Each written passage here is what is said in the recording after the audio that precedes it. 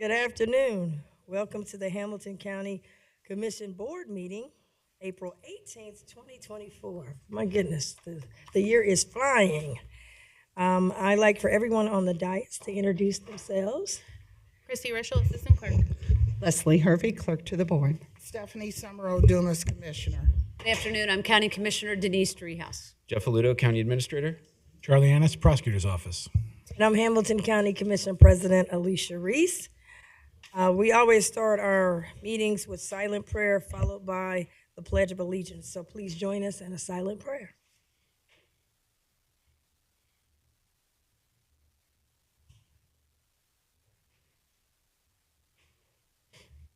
Amen. Please rise for the Pledge of Allegiance. I pledge allegiance to the flag of the United States of America and to the republic for which it stands, one nation, under God, indivisible, with liberty and justice for all. I make a motion to approve the minutes of the previous session. Second. Commissioner Reese. Yes. Commissioner Driehaus. Yes. Commissioner Summerall Dumas. Yes. All right, we've got some special presentations today. The first one is National Public Safety Telecommunications Week, and we have a proclamation. Proclamation recognizing National Public Safety Telecommunications Week, Telecommunicators Week. Whereas April 14th through the 20th, 2024 is known as National Public Safety Telecommunicators Week, honoring the tireless dedication of our public safety telecommunicators as they stand as beacons of commitment, embodying the essence of service and self-sacrifice, ensuring our communities remain safe and secure 24 hours a day. Whereas when an emergency occurs, the prompt response of police officers, firefighters, and paramedics is critical to the protection of life and preservation of property. And whereas the safety of our police officers and firefighters is dependent upon the quality and accuracy of information obtained from citizens who telephone the Hamilton County Communications Center, and whereas the Hamilton County Communications Center provides the finest and most professional public safety communication services in the most accurate, expeditious, and innovative manner possible, answering 280,000 plus 911 calls annually. And whereas the Hamilton County Communications Center is the critical first link between the citizens of Hamilton County and our public safety first responders. And whereas public safety telecommunicators are the single vital link for our police officers and firefighters by monitoring their activities by radio, providing them information, and ensuring their safety. And whereas public safety telecommunicators of Hamilton County Communications Center, I didn't bring my glasses, Bishop. If you can get them for the next one, I apologize. Telecommunicators have contributed substantially to the apprehension of criminals, suppression of fires, and treatment of patients. And whereas each dispatcher has exhibited compassion, understanding, and professionalism during the performance of their job in the past year. Therefore, be it proclaimed that Hamilton County Commissioners, on behalf of its residents and the entire community, hereby extend its deepest gratitude and appreciation to the Hamilton County Communications Center for their contributions to Hamilton County and unwavering dedication to protecting all Hamilton County residents 24 hours a day. Be it further proclaimed that the Hamilton County Board of Commissioners do hereby proclaim that April 14th through the 20th, 2024 be known as National Public Safety Communicators Week in all of Hamilton County. Thank you.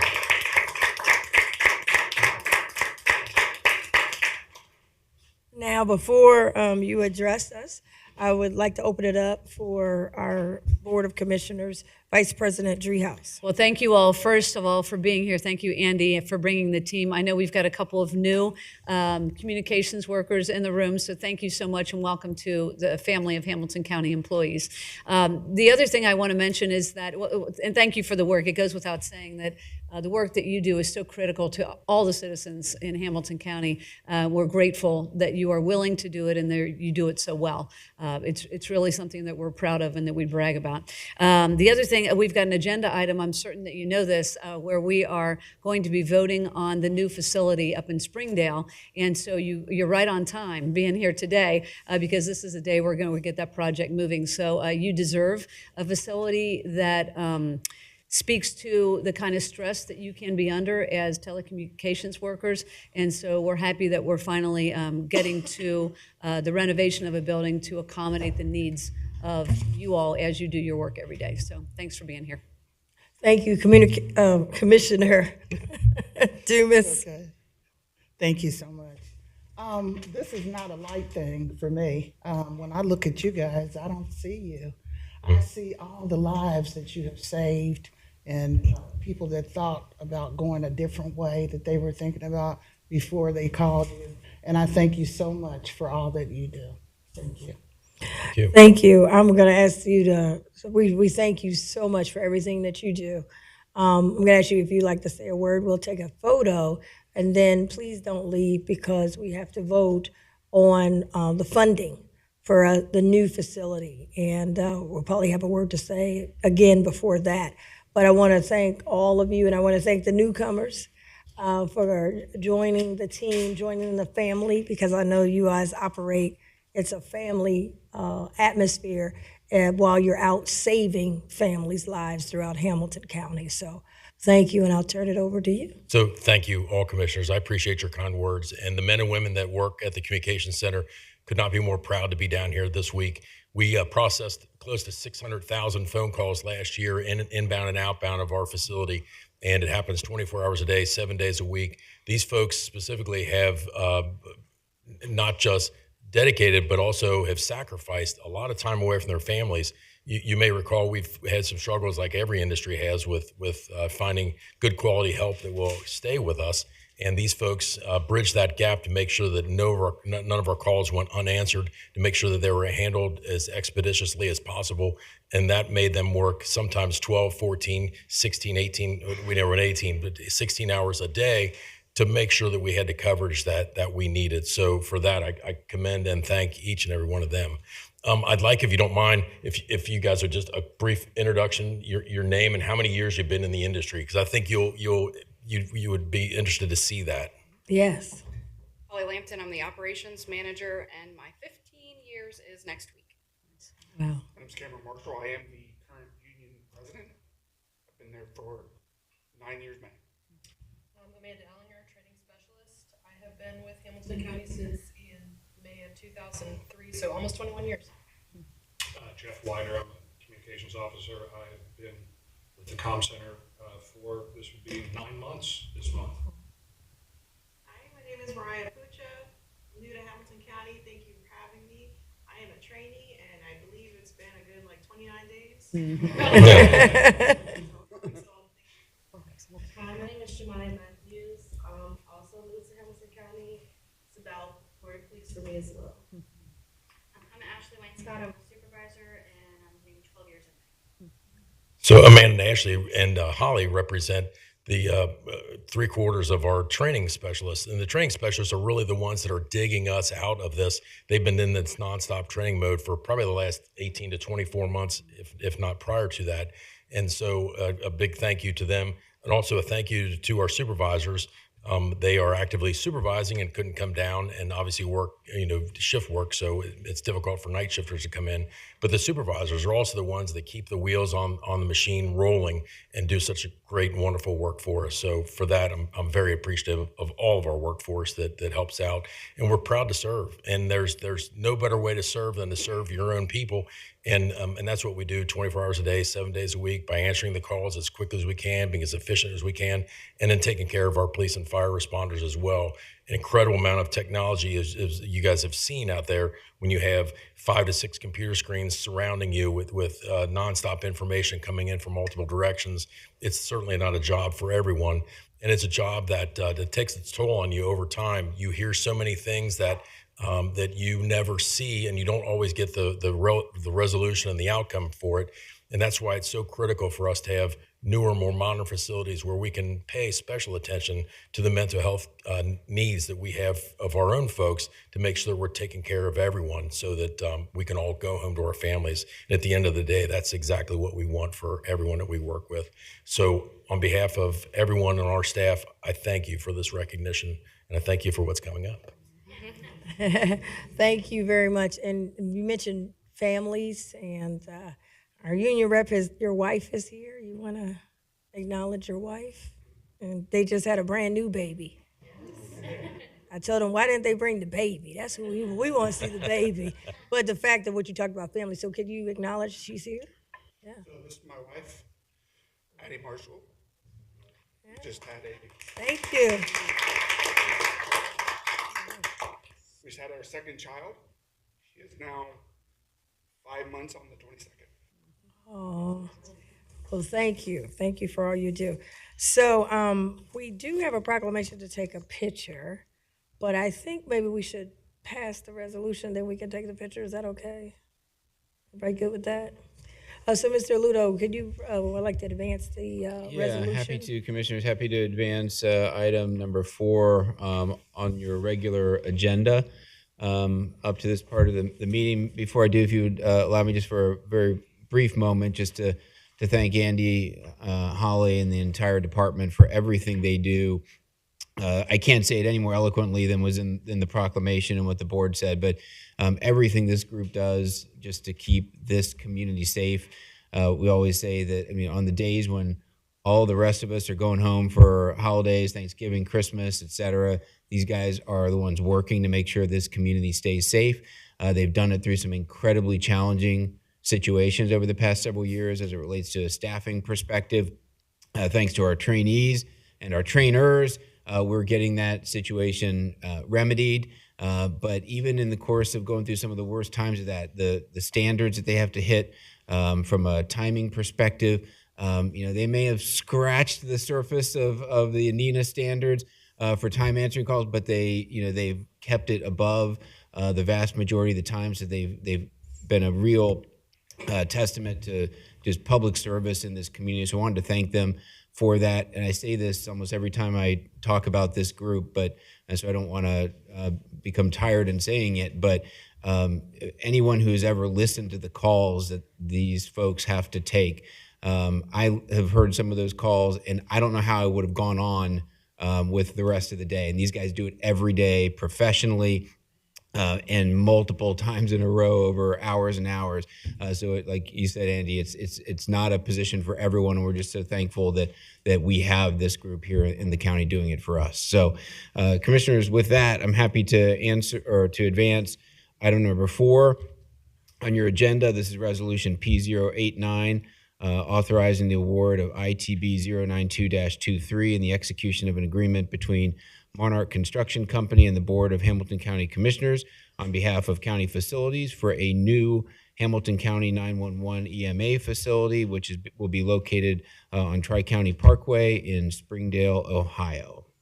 Recommend approval, Commissioners. Thank you. I want to start off, and I'll have each of the commissioners that want to speak on this, because this is a huge deal.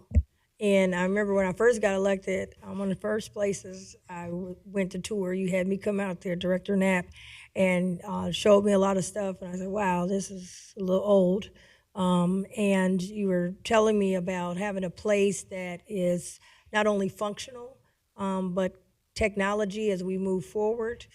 You talked about being able to have space to store, because we have to store all of this data. You talked about having a place because, folks, you guys are spending so many hours and hearing those hard calls. I mean, that's a lot to put on a person.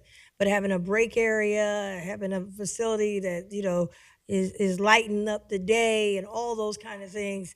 And at the time, we didn't know we were going to be able to do anything like that.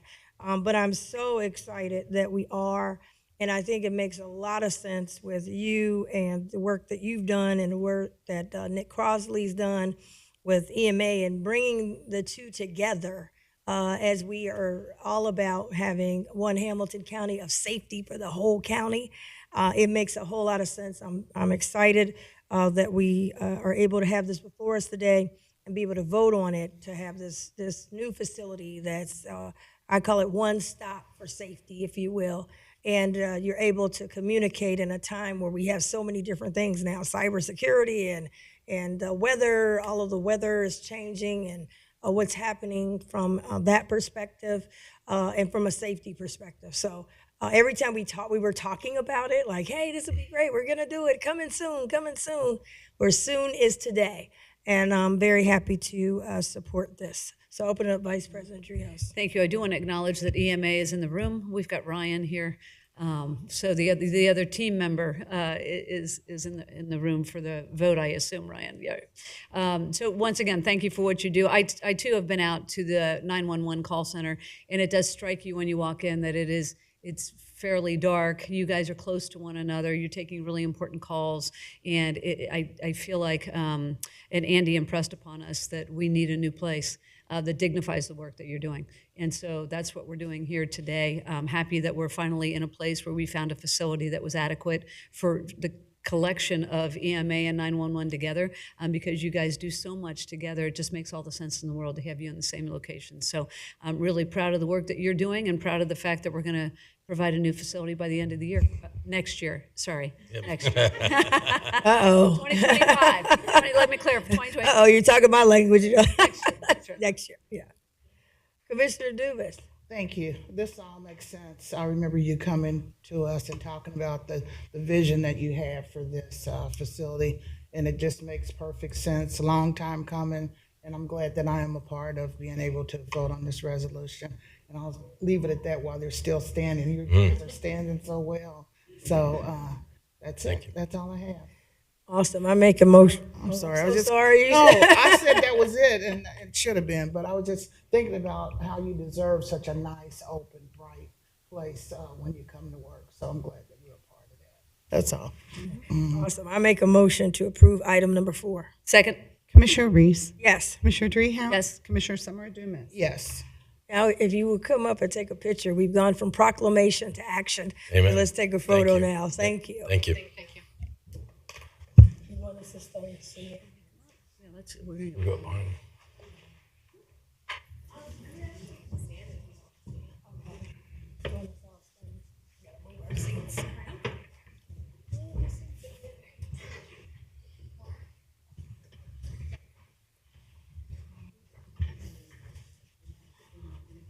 Maybe we need to go in the line. Yeah. Where's Andy? Andy. Andy's up here. She won't be Have seen. this up here. Okay. Put Andy No, right here. I'm He got trying to, all the but you keep holding on to me. Andy, let her go. Let her go. Let me go. Okay, switch sides. Can you see everybody? With our hairstyle. Yes, we'll be twinning, it's fine. I don't think we can see him in the back. Can we can see everybody? Okay. Okay.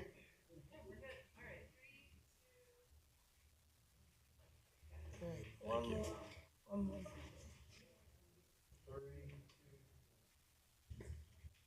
Thank Very you. good. Thank you very much. Congratulations. Thank you.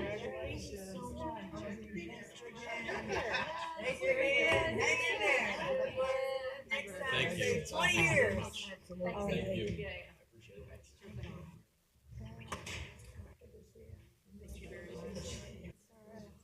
Say one brief.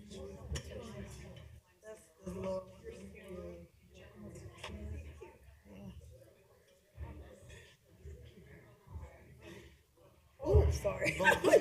Girl, Commissioner Reese, one brief word. One brief word.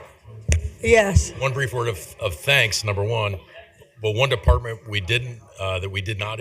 1 second. Shh. If you want to speak, you have to move it to the hallways. One last word that I have, and that would be, I'd be very remiss if I didn't mention Ralph Linney and the facilities department for all the hard work that they've done to get us to this point to where we're at. Something that goes on behind the scenes that no one ever sees is the design, the plan. You know, Nick and I and our staff, we have the vision, and Ralph and his folks are the ones that have to take that vision, put that on the paper, get that paper to you to understand the costs associated with that vision. So I'd be remiss if I didn't mention the facilities department and the wonderful work that they've done to get us to this point. And of course, we'll be keeping our eye on them as they go through the construction phase. So thank you. Thank you very much. Thank you, Ralph, and facilities as well. We have a second presentation. This presentation is honoring Second Chance Month. Whereas April is Second Chance Month, a nationwide effort recognizing the importance of supporting individuals, communities, and agencies across the country appreciate their role in supporting the safe and successful reentry of millions of people returning from incarceration annually. Whereas more than 650,000 people are released from state and federal prison every year, and more than 70 million Americans have criminal records. And whereas having a criminal record can make it more difficult to get a job, find safe housing, affordable health care, and good education, all of which are necessary means to living a healthy life. And whereas the Hamilton County Office of Reentry is a referral and support organization that provides and promotes collaborative resources and services to individuals returning to the community from correctional facilities and offering a network of support, and serves as a statewide model, serving as the largest reentry office in Ohio. And whereas the Hamilton County Office of Reentry assists 1,300 plus residents annually with diligence, providing several support services, including food, clothing, shelter, and housing, medical and dental health care, employment, education, expungement, and more. And whereas the Hamilton County Office of Reentry, with unwavering determination, goes into the community monthly from April to October and hosts a one-stop resource event, bringing the services and resources needed directly to local communities. Whereas supporting effective programs that empower returning citizens also helps lower recidivism rates, save tax dollars, and keep communities safer. Therefore, be it proclaimed that Hamilton County Commissioners, on behalf of its residents and the entire community, hereby extend its deepest gratitude and appreciation to the Hamilton County Office of Reentry for their contributions to Hamilton County and unwavering dedication to giving all a second chance. Be it further proclaimed that the Hamilton County Board of Commissioners do hereby proclaim that April 2024 be known as Second Chance Month in all of Hamilton County. Right.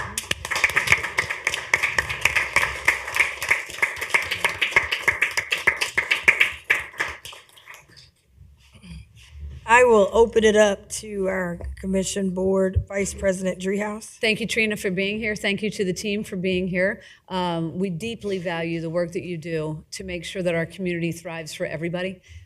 And the governor was here not too long ago talking about second chance. We've been doing this for a while. So once again, Hamilton County was on the leading edge of making sure that we capture those folks that are leaving incarceration and make sure that they've got the supports they need. So once again, I know it can be a challenging position to be in, but thank you so much for your work. Thank you, Commissioner Dumas. Thank you so much. Reentry is, among some other things, close to my heart. And so you guys, your initials are SBM, small but mighty. I say that all the time. And so you guys, and every day I find out more and more what you're doing. And so I purposely wore my chains today.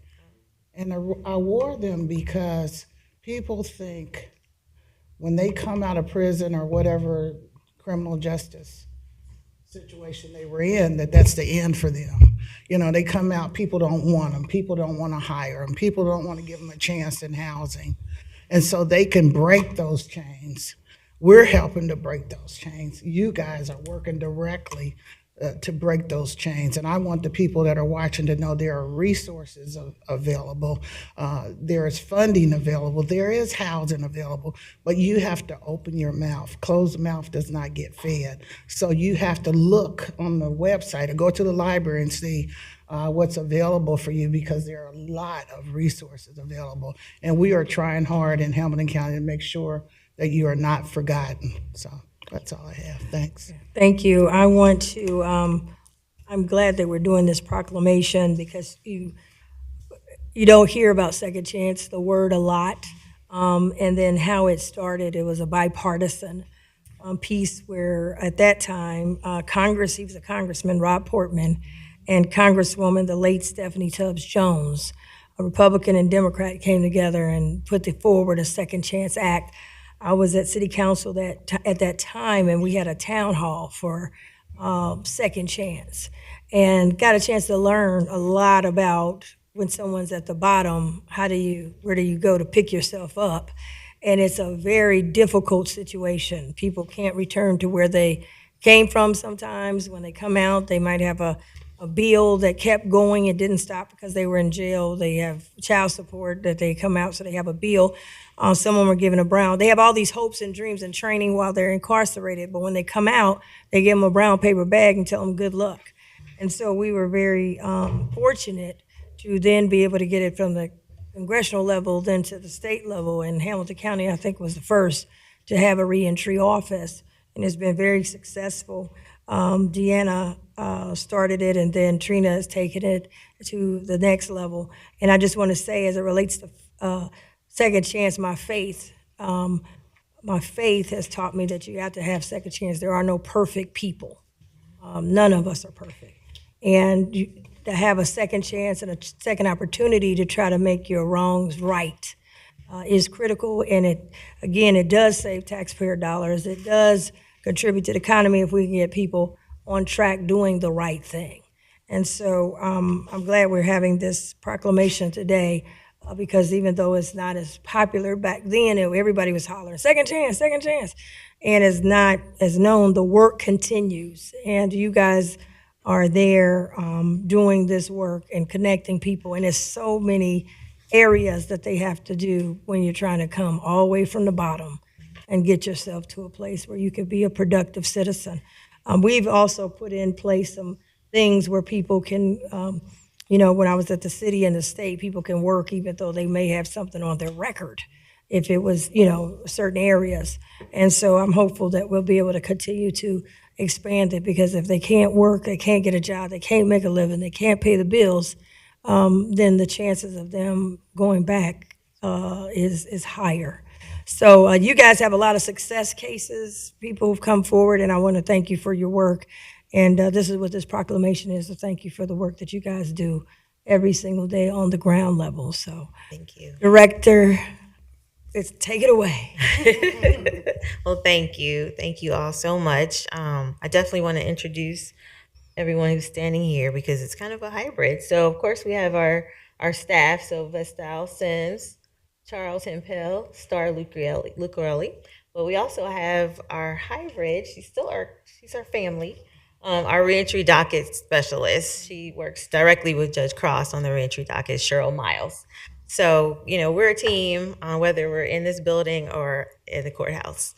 So thank you so much for this proclamation. I really am grateful for it. I'm grateful for a team of people who actually have a passion for this community, for these individuals, and they will work tirelessly to do whatever they can to help those individuals. If they have to stay late, they call as many people as they have to call to get the help that those individuals need, and they are happy to do it. And that's a pleasure to work with people who are happy to spend their time doing this work. And so we are grateful to you. I've been in so many conversations throughout the state, and I would say that the majority of people in these other reentry coalitions, they're working extremely hard, but they just don't have the support that we have from our commission. So thank you. I really appreciate it. Thank you very much. Now we're going to take a photo, so you guys come on up here. Oh, I'm sorry. Just in addition, the new addition from Judge Cross's office. How long will you have her to go?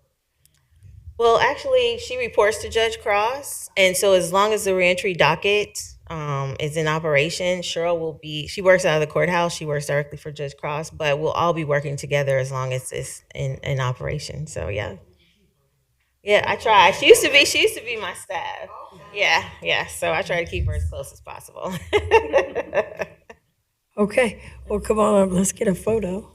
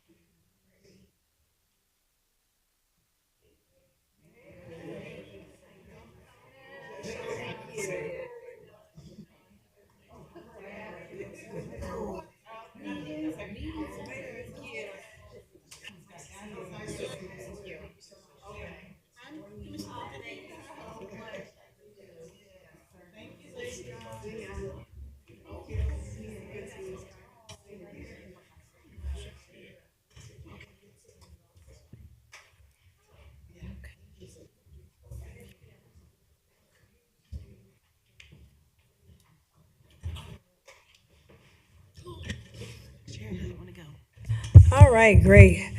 We've got one speaker card, and City Manager of Montgomery, Brian Riblett, he wants to talk about pay equity. Yes. Is that what it? Okay. Yeah, so thank you, commissioners, and thank you for the opportunity today. I just have a couple of items quickly. First, a couple of weeks ago, we had our second annual mental health fair in Montgomery. We've been doing a lot of great work in this area, and I want to thank Commissioner Driehaus for coming out and making some opening remarks. And we had a tremendous day. We had 27 Pull vendors. your mic up. They got to be able to hear you. We had, Thank you. okay. We had our second annual mental health fair in Montgomery 2 weeks ago, and Commissioner Driehaus took her time and came out and provided some opening remarks. And we had just a tremendous day with 27 vendors, and I'm just really proud of the work that Montgomery is doing in this arena and the support that we get throughout the county. And then secondly, I had the distinct honor last week of attending and signing the pay equity commitment for the city of Montgomery, and just want to thank you all for your work you're doing in that space as well. It's just tremendous work. And then finally, I know we have an item on the agenda here a little bit later, and I just want to thank you for your consideration for that and the longstanding partnership that we have with Hamilton County. And thank you for all you do. Thank you very much. I'm on those roundabouts, going in circles and spending money, though. Lots of money. We appreciate Montgomery, that. So thank you. Thank you. Okay, we've got our comments. Let's see what I have here.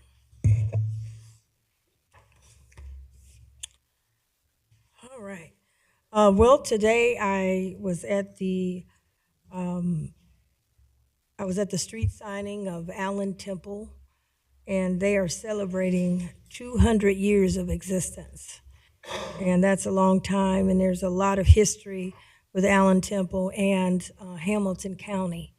And so was happy to join the vice mayor, her neighborhoods committee leads that effort along with Vice Mayor Jan Michelle Lemon Kearney and Mayor Aftab Peervall, as well as the Pastor Allen and First Lady Allen of Allen Temple. They also are celebrating his 17 years of being the pastor there. Was happy to see the late, great Reverend Donald Jordan. Wife was there, Mrs. Jordan, and he was there in spirit because certainly he led the church to be able to buy the old Swifton, and we worked together with the Villages of Daybreak, which is still the largest African-American home ownership project in Hamilton County history. And so was happy to work with Allen Temple and Tri-Stone Baptist first to come together. Baptist and AME coming together doing economic development, it was huge. But also the history of Allen Temple and where they used to be located, which is now where Procter & Gamble's headquarters is. And so they had to negotiate that so Procter & Gamble could have their headquarters there. So that's a site where Allen Temple was. So 200 years of history and impact and civil rights, where they focused on civil rights, voting rights, and certainly the Word of God as well. So I wanted to congratulate them as they celebrate 200 years, and today they've got a street named after them right there at Reading Road and Seymour, so people can see it. Also, last week I got a chance to attend the National Action Network National Convention. I'm on the national board. The U.S. Secretary of Veteran Affairs was there. The U.S. Secretary of the SBA was there.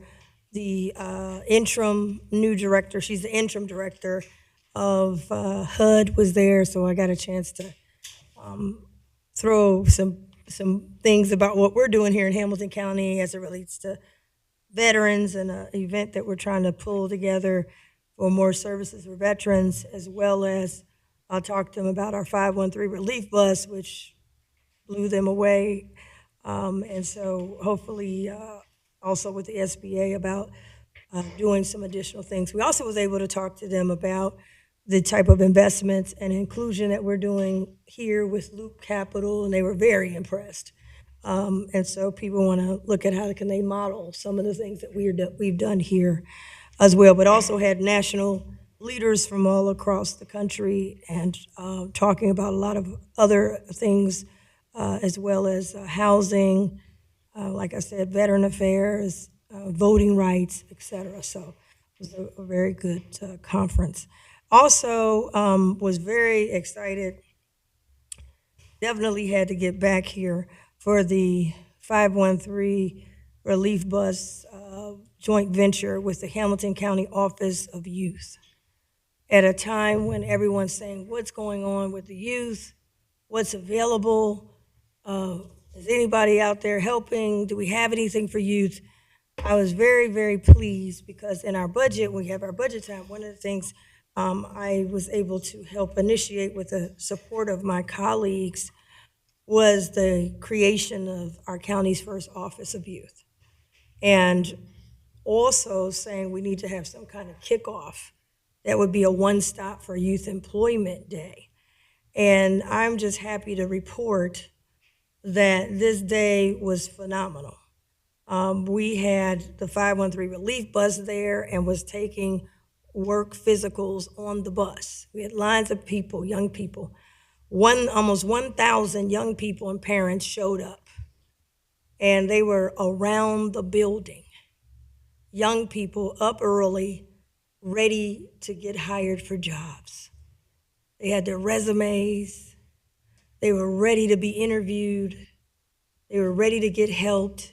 And the reason I wanted to take a moment of this, because I know a lot of times media, if you do something bad, it's like, coming up, breaking news, coming up. Well, I got some breaking news.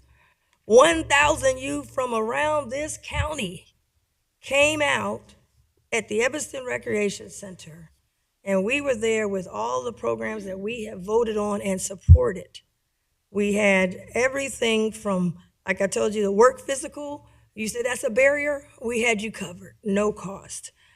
You need to have a birth certificate to work. We had free birth certificates. You can get them right on the spot. We took that off the table as an impediment. We had people there with dental hygiene, Sensi Smiles. We have funded them. They were there with dental hygiene. We had free haircuts right there. They were getting kids to get the haircuts done right there from the barber school out in Forest Park.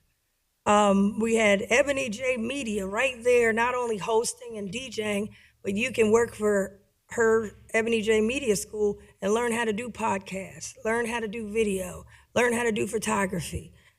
Wish they had that when I was coming up. Boy, I would have loved that. And you can get opportunities. We have programs where you can get certified. Where you come out of this program, you'll have a certification to help you make good money. GCMI was there. They have a program designed just for our Hamilton County Office of Youth to pay you to learn how to be an entrepreneur.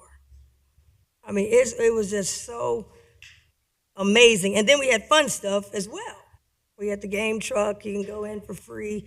It was just phenomenal. Of course, popcorn and some other fun things. But I want to thank Sarah Gray, who runs our Office of Youth. I want to thank Trevina Adams, runs our 513 relief team, her and Scott, and everyone that was there. Juvenile court was there, and they had kids that are turning their lives around and have turned their lives around, are doing positive things. And it just makes me want to cry, because when they say young people don't want to do something positive, go to the video. We showed it. These young people wanted. I had a young man. I got to find something for him. He's 13. He showed up in his suit, had his resume. I even said, man, you need to help put my resume together. Had his resume, and he came through the crowd, and he said, Commissioner Reese. I said, yes, sir. He introduced himself. He shook my hand. He said, I want to work. And I said, well, okay, we'll get to. He said, I've got one problem. I said, what's that? He says, I'm 13, and I won't be 14 in time to be in this program. And then he started citing things about the U.S. Supreme Court. He started telling me how many townships was in Hamilton County. When I said, wait, I told Jeff Aludo was there. I said, Jeff, we got to find some place for this young man. He really wants to do it. So it's so important that we get these positive programs, positive opportunities, break down barriers to our youth before the wrong program gets to them. And these young people will be the leaders that the other young people will look to them and say, oh, I need to follow these young people that's doing it positive. So I know that our board, we have put over $4 million plus toward youth programs and opportunities. I just wanted to say that 1,000, seeing those young people, we ran out of applications. We had to run and get more copies because we just didn't know this many would be showing up on a Saturday early when they say they sleeping in and not getting up. And I want to give also a shout out to the parents that were there, because we always say, oh, where's the parents? The parents were there. Grandmas was there. I saw one grandma, she had all four of her grandkids there. I said, Grandma, she said, yeah, they're going to get a job. They're going to work this summer. They're not going to lay around this house. And so that was so positive. CPD, I want to give a shout out to them. They were also there, and I may have missed some folks, but I want to just say thank you. I know I saw Vice President Driehaus came, and Jeff and Holly. I mean, it was remarkable. And we had phenomenal weather. The day before, it was like terrible weather.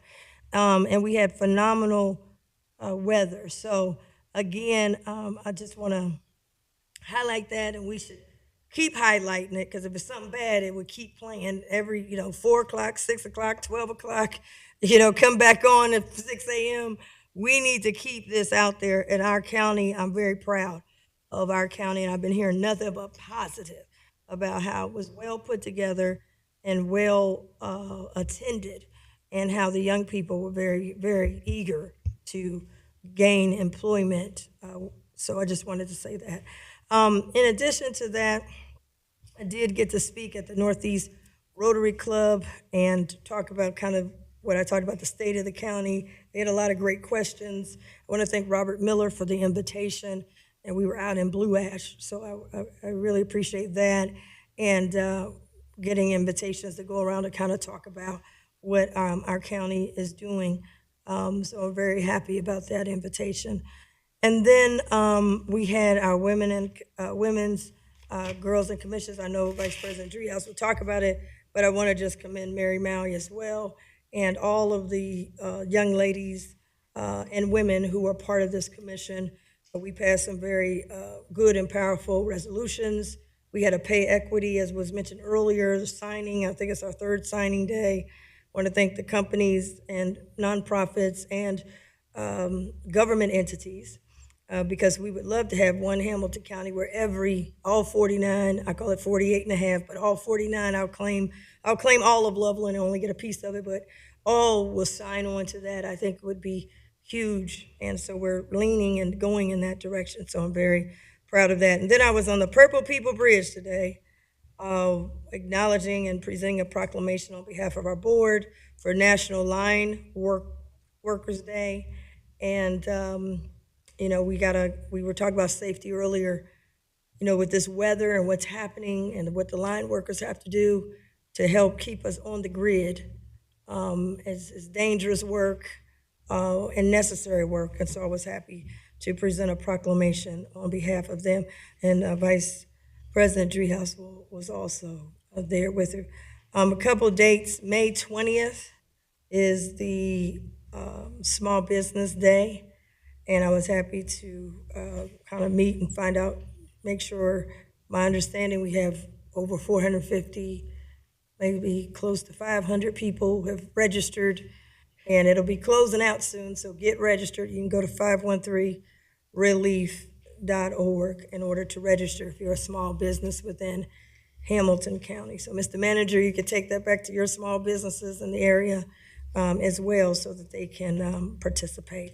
Last but not least, we had our EMA meeting that I'm chair of now, and I thought they had some good information that was shared. Nick Crosley always does a great job. So that's all I have. I will turn it over to Vice President Driehaus. Thank you. Just a couple of things. I too wanted to highlight the work of the Hamilton County Commission on Women and Girls. We had the annual presentation on Tuesday. This is a group that meets, they're volunteers. They meet once a month for 9 months to come up with recommendations for the county commissioners. And they did a really, really great job this year. A lot of thoughtfulness went into the recommendations related to girls' courts, mental wellness days, pay equity toolkit, access to STEM opportunities for young women to get into STEM careers. And so it was a wide variety of recommendations, and they did a really great job. So I want to thank all of them, and Mary Mowney, obviously the director, kind of hosting it, putting it all together, making it work. So it was a fun meeting, and I'm very, very grateful to the commissioners and to the support of the Hamilton County commissioners for supporting the resolutions that came forward. Also, on Saturday, Jessica Miranda got sworn in as the new auditor for Hamilton County. So I was at that meeting. It was bittersweet because we were continuing to mourn the loss of Bridget Kelly, our former auditor, but Jessica Miranda was sworn in that morning, and so I saw her kids moving in a couch the other day, so I think she's setting up downstairs. But welcome to Jessica Miranda as the new county auditor, and I'm sure we'll be seeing more of her as we get into the budget season. So congratulations to her and her team. And then after I did that, I went to the bus, as you say. It was a great day for youth employment. Thanks to Trevina for helping put that together.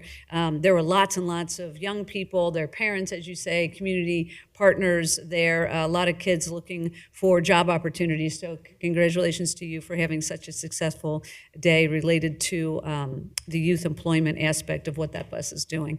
And then I also went to the line worker. I did want to shout out the line workers. They've been doing this for a few years, just recognizing the hard work of line workers that do this utility work in especially bad weather. So I was grateful to the invitation from Duke to go and recognize the line workers this morning. And then lastly, Commissioner Dumas, I too am wearing something on purpose, and I don't often do that, but anyway, I am today. So I've got my CCAO shirt on because I'm heading up there later on this afternoon. We've got a retreat, but we're also working to advocate to the legislature on a couple of different things that would be good for Hamilton County. One of them is related to jail funding. And so we've had jail funding in the capital budget over the last couple of years. That Hamilton County was actually the first county ever to get jail funding in the capital budget. It's been a number of years ago, and we now have that retrofit of the third floor of the jail for treatment beds for folks that suffer from addiction and mental health issues. So very grateful for that $2.5 million. But that has carried on through successive budgets, and so there was a significant allotment of money this year for jail funding for both rural and metro counties. The challenge is that they put a formula on it where there is a significant match that is expected, especially of the urban counties. And so we are going to advocate to the legislature that rather than have that formula and that match on there, that they do it as they have been doing it, which is through grants. So the counties can use the grants from the state as part of a financial stack to do renovations or new builds in their communities. And so I've been talking to the sheriff about what she would like to see by way of a retrofit of a portion of the jail, especially related to medical services and again to supporting folks that are in that facility. So we'll be heading to Columbus later on to advocate on behalf of the county for jail funding. So we'll see how we do. More to come. Yeah, thank you. Thank you. Commissioner Dumas. A few congratulations. I'd like to congratulate you and the team that worked for the youth event this week, and you saw it. They advertised it very well on the news, and it was just outstanding. So that's what we're about, to provide positive interventions for our young people, and they can stay involved in that. We can let them know that we care about them. In addition, congratulations to Jessica Miranda, which was mentioned earlier, being selected as the new auditor. And also congratulate Commissioner Driehaus and Mary Malley on the Women to Girls event that evening. It was great, too, to see so many positive young people. In addition to the positive young people, I attended the conference CYC, Cincinnati Youth Collaboratives /JCG, which is an annual career development conference, and all these young people come from every high school it can be. It was yesterday. It was about 500 youth, and they gave out the awards for those who have really excelled in their area of business and also as it relates to where they're going to school. And I was a volunteer judge for the public speaking component of it a few weeks ago, and to see, I did not know who the winners were, so I had a little tear when they got up there to think that they had been successful and chosen by our panel of about 6 people. So that was an awesome thing to be involved. And you talk about positive young people. They were so energetic and so positive and supporting each other, and it was just a great time. I also was a part of, as I am every week, the White House briefing, the webinar, and then the EMA meeting that was mentioned earlier. It's a quarterly meeting. And the One Ohio Region virtual board meeting also. So that's all I have. Thank you. Thank you. And let me also say congratulations to Jessica Miranda as our new auditor. As I go to Jeff, I wanted to. You got one more thing? Yeah. Go ahead. But I can hear the whisper in my ear, like. But I don't do it on purpose, But I just wanted to mention about Women Helping Women. I just read that they expanded to Claremont County, so they're expanding to more and more counties, and I just wanted to congratulate them on that. I think I'm done. You think you're done? Are we okay? Okay. As we go to Jeff, I wanted to also highlight. I've been getting some calls around the Bengals lease, and I wanted to say, and I'm going to ask Jeff to kind of elaborate a little bit more. One of the things that we've got 3 issues here. One is the $39 million that we voted on in our budget that's part of this existing lease that we have right now to do some upgrades. And we voted on it, and we've been voting almost every week to get that moving and be ready for the new season. The second issue is the stadium itself in the future, in terms of what that might look like, what that might cost, et cetera. The third is the lease, because you don't fix up something, you don't have a tenant. I don't know anybody who's a landlord that fixes up something and don't have any tenants yet, So those are the three things that we will have to tackle. And I'll just ask Jeff to, kind of say something. I think next week we're going to have an update on kind of where we are with the 39 million that will be available in our Tuesday staff meeting that will have a presentation. But I do want to say, because we've seen Kansas City, who took an increase to the ballot, and it went down 58%, and they won the Super Bowl. They gave them a parade, and they said, no, we're not going to pay all this extra. So one of the things I know that I've expressed, and some others have expressed, what we've got now, where 96% of the cost, or 94% of the cost, is on the taxpayers, and none of us was here for it. Nobody's sitting here because it was 20 years. And that model, we have to diversify the funding model. And so when you look at some of these other areas, the NFL has been putting skin in the game. And I'm going to speak for myself. When I look at Nashville, they got $200 million from the NFL. Buffalo, $200 million from the NFL. And of course, those are new facilities. And Denver, I think, is just a fixer-upper. They got $100 million. So we can't go anything lower than that from the NFL putting skin in the game. And I'm going to go public with that, is that as we go into it, I would be looking for the NFL to put in $100+ million like they did in Nashville, $200 million, Buffalo, $200 million, Denver, $100 million. I would not be looking for $25 million, $50 million, and these others are getting a lot more. And so we have to get some respect. I remember I wanted to have a watch party in the stadium. NFL said no, but then Detroit did the same thing, and the NFL said yes. We can't be the area or the market that gets disrespected.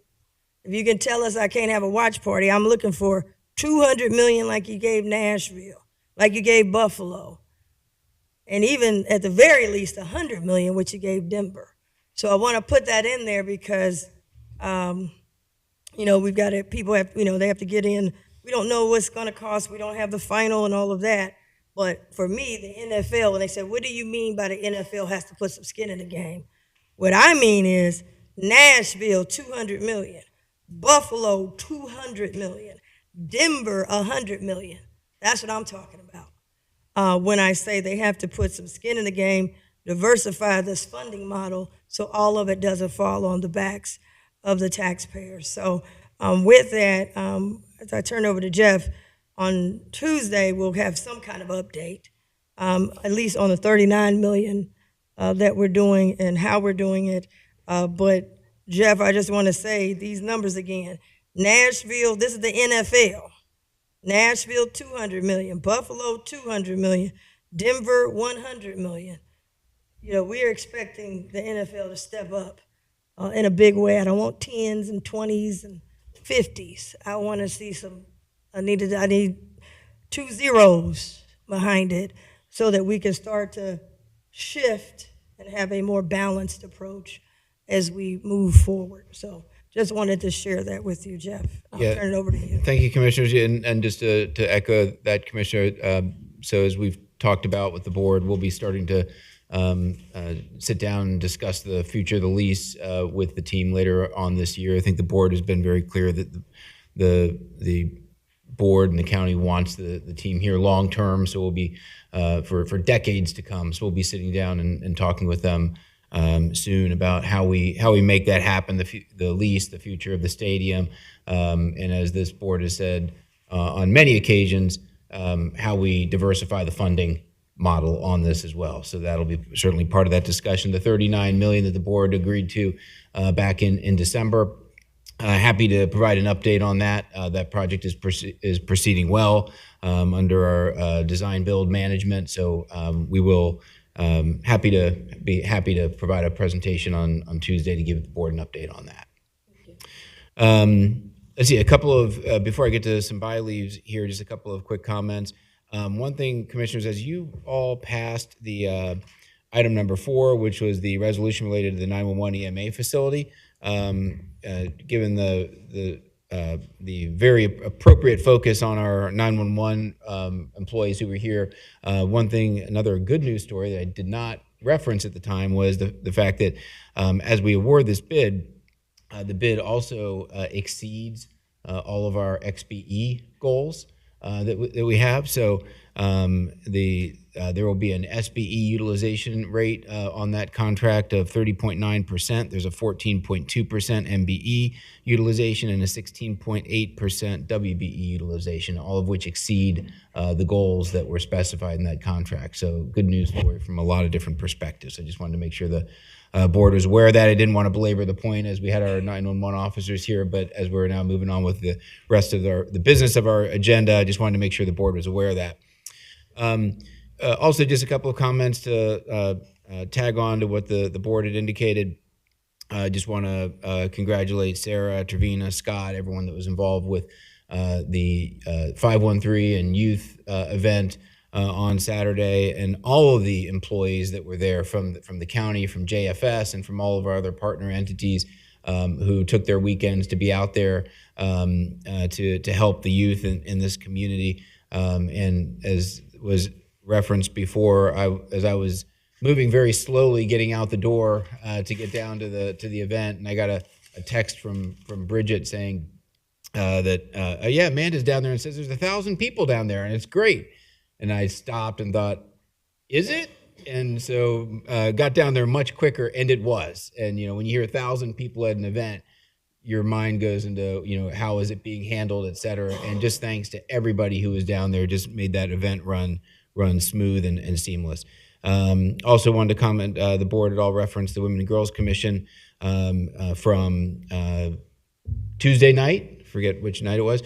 I just wanted to let the commission know that staff would be working on all those policy recommendations that we've received, and we'll be providing a recommendation back to you over the next couple of months, just depending upon the recommendation. But we have staff working on that now, and we'll be providing you a recommendation that we can then take up at a future staff meeting as the board so desires. Commissioners, that's my comments. I do have a few by leave items on the agenda for you today. By leave item number 1 is the engineer's report on the annexation petition for 47.772 acres from Sims Township to the city of Loveland. Recommend the board accept this for the record. Engineer Beck's here if there's any questions. Again, this is part of a annexation that's from a very specifically prescribed section of the Ohio Revised Code. The process associated with this is very defined in the code. All the board is doing today is just accepting for the record the engineer's report on this as prescribed under the ORC. You're not taking final dispositive action on this, though, at this time. That would come at a later date. So with that, I would just recommend the board accept item 1 for the record. I'll walk through, assume all these, Commissioner, or unless you wanted to handle them one at a time. I think go through them and then Okay. we'll vote on them. By leave number 2 is a budget adjustment. We've done these in the past. This relates back to our emergency rental assistance program.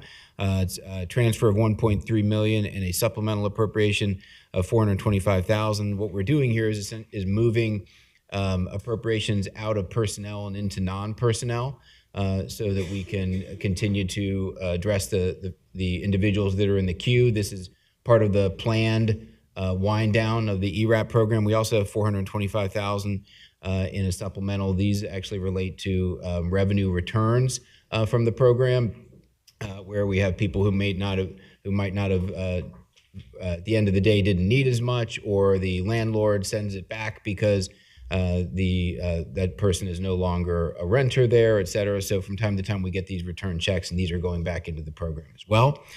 So that's by leave number 2. And then we have by leave number 3, which is an appointment. Commissioner, I don't know if you wanted to do that one yourself. Yeah. Thank you very much. I would make a motion to receive for the, I'm sorry. Let me open it. Vice President Driehaus, do you have anything on by leave 1 or 2? Okay, I'm sorry. Commissioner Dumas, I'm sorry. I just wanted to thank the law director of Sims Township sent us a letter explaining the position. Okay, thank you. I have a motion to receive for the record by leave one. Commissioner Reese, Yes. Commissioner Dreehouse, Commissioner Summer Dumas. Yes. By leave two, I make a motion to approve. Second. Commissioner Reese, Yes. Commissioner Dreehouse, Commissioner Summer Dumas. Yes. Thank you.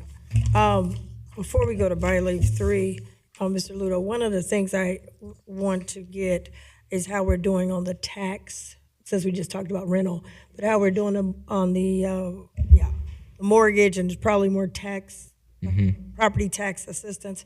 I had gotten a report from an agency who indicated that we weren't moving as fast. I know CAA also does it, and we do it now, and they're out of money, my understanding, but they said we're moving a lot slower. So can we get a kind of update on that? Yeah, we'll certainly follow up. I know at least the last I had checked on that program that there was essentially no wait for people coming into that program, but that could ebb and flow just depending upon the volume of people at any given time. So we'll follow up on that and let the board know. Yeah, I think the issue was not coming in, but the money going out, because in June there'll be another payment due.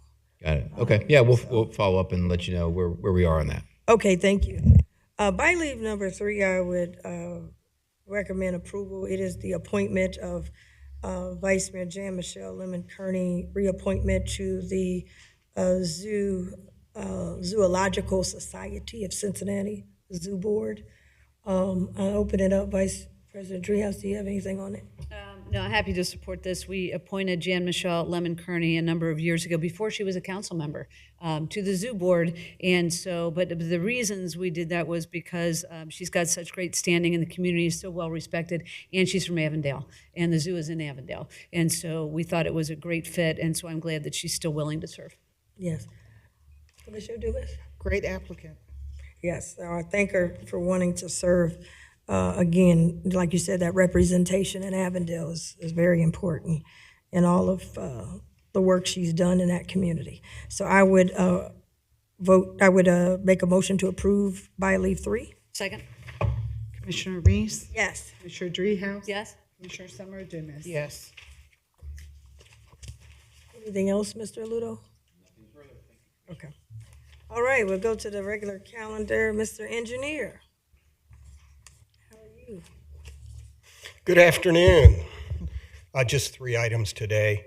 Item number 1 is a resolution determining the necessity that no land and property will be damaged, and it's for the public convenience and welfare to bid out the project on Bierman Road, the bridge deck replacement in Coleraine Township. The engineer's estimate on this project is $176,000. 100% of the funding is coming from the U.S. Department of Transportation Federal Highway Administration Bridge Formula Grant Program. Item number 2 and 3 are both related. Item 2 is a rejection of the bid for Anderson Ferry at Foley Road signal replacement.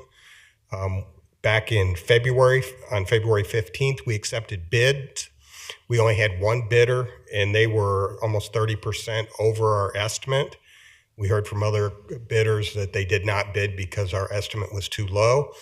So we went back and reviewed that. On item number 3 is a resolution to rebid that project with a revised engineer's estimate of $297,000, with 100% coming out of the Hamilton County Road and Bridge Fund. All right, I'll open it up. Vice President Dreehouse. So what was the original amount, Eric? Our original engineer's estimate was $231,000. And the new estimate is $297,000. Okay, so you think this will get you within, Yes. where you need? We should at least get some active bidders on it now. Mhm. Yeah, so hopefully it will come in. And we have seen prices starting to come down slightly since February. Great, thank you. Commissioner Dumas? Item 1, as far as the bridge deck replacement, are we talking about road closures with that, or Yes, there'll be a road closure to replace the deck. for about how long would you say? It's supposed to be completed by September, so this will all be done during the summer months. Okay, very good. That's all I have. Okay. I make a motion to approve items 1 through 3. Second. Commissioner Reese. Yes. Commissioner Dreehouse. Yes. Commissioner Summer Dumas. Thank you. Thank you. All right, Mr. Ludo, we've got commission administration items. We have the first items, Commissioner, because we've already done number 4, would be several items related to our ARPA funding and some stormwater grants. And I believe Ms. Sarah Adams is here to walk us through those grants. I am. Good afternoon, commissioners. Afternoon. I am going to be doing items 5 through 8. These are all stormwater grants. Just as a quick background, you guys allocated $9.4 million in ARPA funding for sewer and stormwater infrastructure projects. To date, we have allocated $5 million to Whitewater Township District for sewer infrastructure. We did do $358,051 to Hamilton County Public Health. That was for some cross connections, and we have established that there's some other cross connection issues. I'm currently in a contract of working with that now for $480,000, so we can correct those issues for Hamilton County households. And then I will be coming to you guys over the next several weeks and doing $3.6 million in stormwater grants, which is what we were doing today for those projects. And we will have 11 of them over the next several weeks. So for resolution number 5, this is with the Village of Newtown for $214,900. The project will provide secondary relief for stormwater in a known problem area of the village. A new larger dry well will be constructed along with piping from the existing roadway catch basins to the new dry well. The existing dry well serving the area is just north of State Route 32 on Round Bottom Road, and it frequently backs up and causes flooding, blocks the roadway, and then it's extremely hazardous, especially in the winter months, because it does give them icy road conditions. There is no easements that are required for this property. It is their actual owned property, so that makes this one a little bit more easy to go ahead and get started on. Resolution number 2 is also with the Village of Newtown for a project for $150,000. This project will remove the existing retaining wall on McLaughlin Run. That's just east of Church Street. It's about 1,000 feet of this retaining wall that is there. It was constructed in about 1930s. It is currently just failing. It's starting to fail in a lot of areas, and the risk is that if that continues to fail and we continue to have those failures, that it will actually go ahead and the slope will block the roadways, will cause flooding, and then there's numerous households, businesses, and just residents in that area. So preventing this from being a current problem and a future problem. Unfortunately, Miss Carrie Everett fell ill, so she was going to be here with us today, but she was unable to attend because she isn't feeling well. So I let her know to just get feeling well and that I would answer any questions on Resolution 5 and 6 for you guys today. Thank you. I will open it up. Vice President Dreehouse. I'm glad that these items are moving forward. I think the stormwater issues that so many jurisdictions encounter are, a big deal in those communities. So I'm grateful that these are moving forward. Commissioner Dumas. I just had a question. You mentioned about over $5 million went to the Whitewater area. So there was an RFP process, and so the ones that submitted to receive the money, it was a low number or of people who applied, or how did they? Yeah, the $5 million was a contract that we did directly with Whitewater to help them with their stormwater situations and then to also get them connected with MSD. So that one is actually outside of this $3.6 million. So this $3.6 million was specifically set aside for just the actual grant process for these 11 people. So I'll have 4 of them today, and then I'll have the remaining 9 that will be coming. Okay, thanks. That's all I have. Or 7. I can't add today. Anybody here to speak? You wanted to speak on this, Brian? I'll bring him up in just a second on resolution number 8. So this will be for resolution number 5 and number 6 that were both for the Village of Newtown. Should we keep going? We can, and we can do them all at once. Resolution number 7 is with the Village of Amberley Village for $145,578. The project will replace failing stormwater infrastructure for a 30-inch pipe that allows for emergency vehicles to actually get into the subdivision. The work will include the removal of damage by surface water flows, the installation of curbing and riprap to ensure proper flow of water and eliminate erosion. The project will correct drainage within an area where it's undercutting the access to the drive. So the big issue with this property is that when there is overland flooding that the fire department can't get in, residents can't access that property at times, and it can cause just a monumental amount of risk for the residents residing in that subdivision. Chris Fritsch was going to be with us today, but he had another obligation, so he won't be with us today either. So I can answer any questions on that one if we have any. Yep. And number 8 is with the city of Montgomery for $340,500. This is the Hunters Knoll Court Drainage Improvement Project. It's 620 foot and 42-inch diameter storm sewer pipe, along with a manhole and catch basin structures within the roadway of Hunters Knolls Court and Deerfield Road, along with 5 residential properties. The project will replace inadequately sized stormwater portions within the roadway of the project and provide storm sewer for properties that currently do not have that. They're using like a man-made ditch right now where that stormwater runs off, so getting them connected will be a lot better process for those residents. This will prevent overland flooding, experiencing large rain events, and also the hazards to motorists, residential basements, flooding, and rear yard flooding occurs. And we have Brian Rivlett with us today from Montgomery, if you would like to say anything. Once again, just thank you for the consideration, and Ms. Adams covered the description quite nicely, but happy to answer any questions that you may have. Great, thank you. Open it up, Vice President Dreehouse. I have no questions. No questions. Thank you for coming.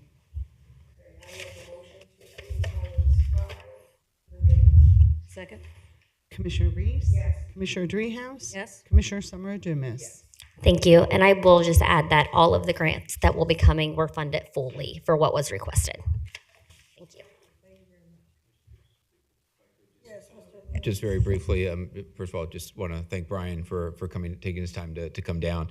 Really appreciate it. And secondly, just to clarify on the Whitewater Township, I think, commissioners, you may know it better by what we've called it in the past. And this is the State Route 128 project, where it was $5 million that went to Whitewater Township for the extension of the sanitary sewer line up 128. So I don't know that we've frequently called it the Whitewater Township project, so that's probably, Commissioner, what we all called the State Route 128, which is should really help Whitewater Township in bringing some new development online up in that corner of the county as well. So just wanted to clarify that. Thank you. I'm glad you're clarifying and getting this out, because so often you're not doing anything in these outlying different areas, and every week we are. And this allowed us, some of the ARPA money allowed us to do some things we wouldn't be able to do, like we're doing in Newtown, Amberley Village, Amberley Village and Montgomery, and like you said, Whitewater. So those don't get a lot of fanfare, but they're very, very, very critical projects. And we feel so happy to, we're happy to support those. Next is MSD. Good afternoon. Lauren DeGaricia with MSD. I have Tony Yee with me today, one of our principal engineers. We have 4 items on the agenda this afternoon. Item 9 is for the Locust Street Muchmore Road Local Sewer and Assessment Project located in Columbia Township. That would provide public sewer service to 37 properties that are currently served by on-site systems. This project was initiated by a citizen's petition. 76% of the properties supported the project, and the board previously authorized and funded the design of this project, which at this point is complete. And this legislation is to initiate the public hearing process, at the end of which the board will ultimately decide whether or not to proceed with construction. Item 10 is related to a private development called Cliffside Brewery, located on West McMicken in Over the Rhine. The current request from MSD is to approve and fund an agreement between the board and Southern Ohio Holding Organization, LLC, pursuant to Section 514 of the MSD Rules and Regulations. This agreement would be for the developer to relocate an MSD sewer that is currently located underneath the building being developed and put it in the public right-of-way. And MSD will reimburse their actual costs of the work up to $243,135. That amount, we determined that because it's the estimated cost of work we were going to do, or planning to do, and anticipating needing to do to maintain the asset. We were planning to line it rather than relocate it. So this is really a win-win situation for both parties. They get to proceed with their development.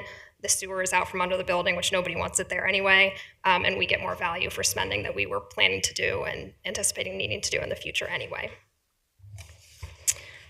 Item 11 is the Colton Lane Sewer Replacement Project. These are resolutions to authorize and fund construction to replace and relocate an MSD sewer that is in poor condition and also currently located on a private property in Deer Park. We're requesting $395,200 in construction phase funding.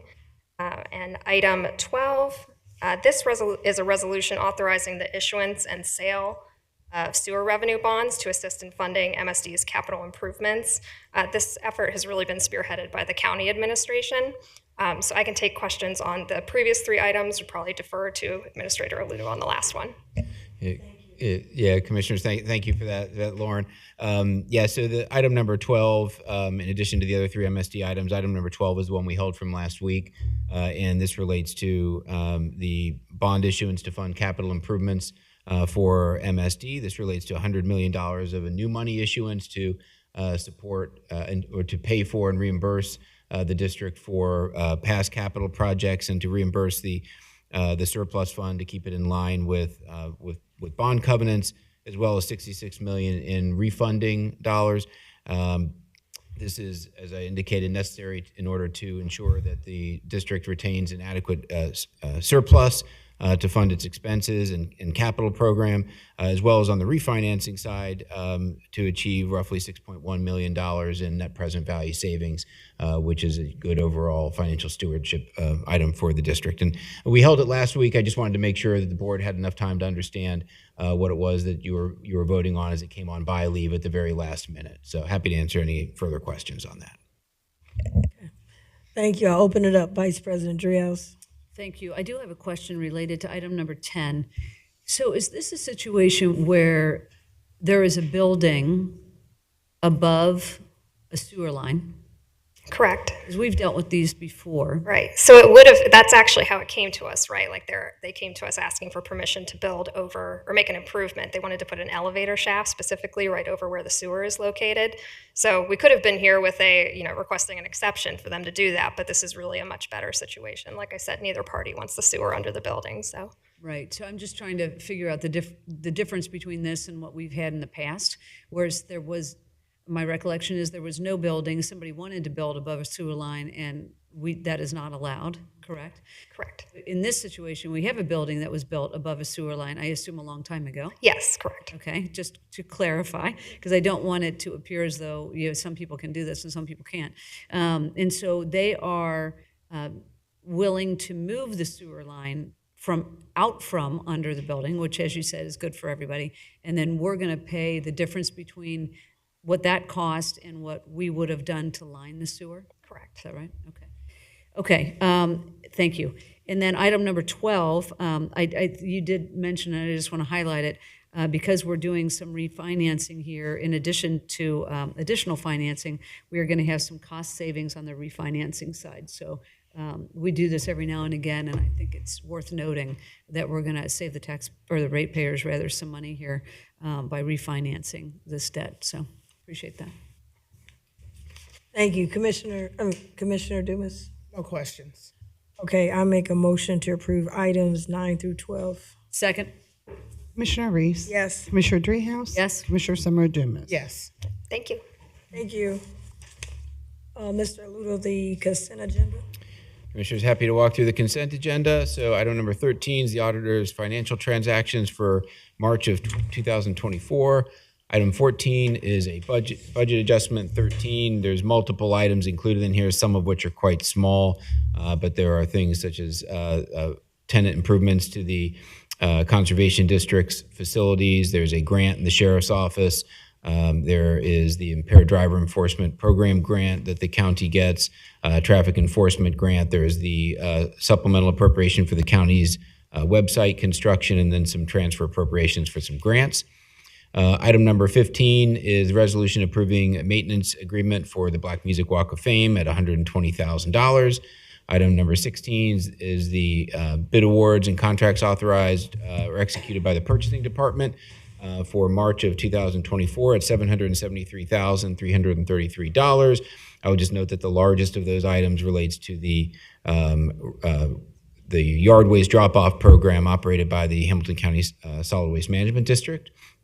Item number 17 is a resolution authorizing, this is for authorizing award of ITB 009-24. This is an agreement between John P. Sumlin and Sons Limited and the Board of County Commissioners for the renovation of the satellite office at 525 Northland Boulevard for $1.44 million.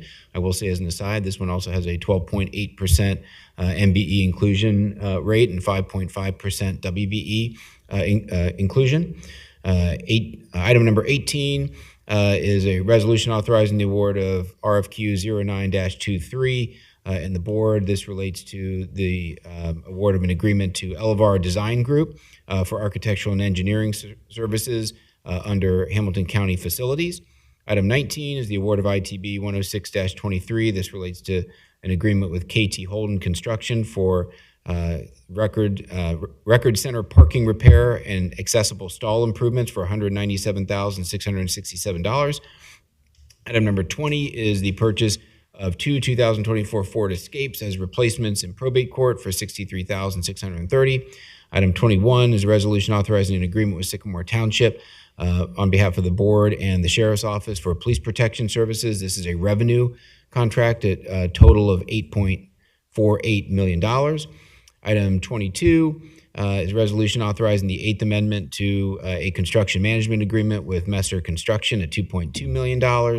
Item 23 is an item approving the tentative agreement between the Hamilton County Commissioners and the Sheriff's Office and the Hamilton County Deputy Sheriff's Association representing the corrections sergeants, lieutenants, and captains. This is SERB case 2023 MED 080624. Item 24, items 24 through 26 are all JFS items. 24 is a single source agreement with All For You 126 and Job and Family Services for group home services, $256,000.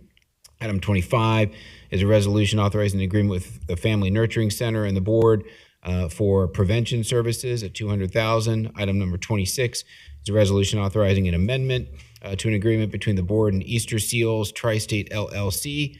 This is for construction and hospitality training for SNAP consumers. Item 27 is a resolution authorizing credit card usage in the sheriff's office through Fifth Third Bank for $120,000. Item 28 is the treasurer's monthly investment report for March of 2024. Item 29 is a item requesting authorization to travel at the county's expense. 3 employees in the coroner's office to San Antonio, Texas, and 2 employees in the treasurer's office to Columbus, Ohio. That's the consent agenda. Commissioner, happy to answer any questions. Thank you. I'll open it up for questions or comments. Vice President Driehaus. I have no questions. Commissioner Dumas. Thank you. Just a couple questions. I noticed, Jeff, you're starting to include inclusion rates, and if we can continue to do that, that would be great. Commissioner, thank you for that. Yeah, just notably, the 2 projects we had on were 2 projects that were of significant importance to the commission, so I wanted to make sure we highlighted those, but I'm happy to continue to do that in the future on any construction projects that are on the agenda. Great, thank you. And item 22 on the Messer Construction, is it a specific project that they're working on? This is specifically related to the pre-renovation program down at Paycor. So we've amended it 8 times. Not on this specific project, but on past work. That anytime we have some additional work for them to do, it would be amended. Okay, okay.